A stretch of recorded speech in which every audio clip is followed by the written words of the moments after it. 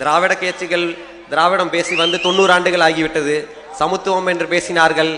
90 ஆண்டு காலம் ஆகியும் சமத்துவத்தை காணவில்லை. அந்த திராவிட ஆட்சிகளில் தான் நம் சமுதாயம் பெரும் துன்பத்துக்குள் ஆகியுள்ளது. அவர்களை பொறுத்தவரை இடஒதுக்கீடை தாண்டி எங்கேயும் சமத்துவத்தை பேச தெரியாதவர்களுக்கு மிஞ்சி போனால் என்ன பேசி விடுவார்கள்? இடஒதுக்கீடை விட்டு போனால் உங்களை மதிப்பு வந்து விடுமா என்று கேட்பார்கள். உனக்கு மற்றவன் பொண்ணு கொடுத்து விடுவானா என்று கேட்பாங்க. மற்றவன் பொண்ணு கொடுக்கறதுக்காகலாம் நாங்கள் இந்த பட்டியலில் இருக்க முடியாது. நாங்கள் எங்கள் சுயமரியாதையை தேடி போய்விட்டோம். நீயும் அவனுடைய முற்போக்கெல்லாம் எங்கே இருக்குன்னு பாருங்க. பொண்ணுலையும் வச்சிருக்கிறான், மற்ற மதிப்பாட்டான்னு கேட்டுட்டு உட்காந்துட்டு இருக்கிறான்.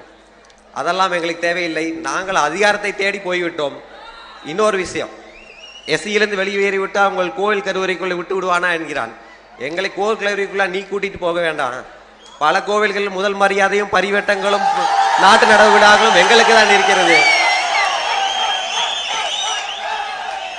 கருவறைக்குள் கூட்டிட்டு போகிறோம் என்று சொல்லி கோட்டைக்குள் கூட்டிட்டு போகாமல் வெளியே நிப்பாட்டியோ நீ.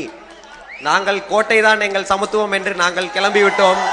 நீங்கள் ஜாக்கிரதையாக இருந்து கொள்ளுங்கள். சிலர் சிறுபிள்ளைத்தனமாகவும் கேட்கிறார்கள், பட்டியலிருந்து வெளியேறிவிட்டால் நீங்கள் முன்னேறி விடுவீர்களா என்று. முன்னேறி விடுவோம், அது வேற.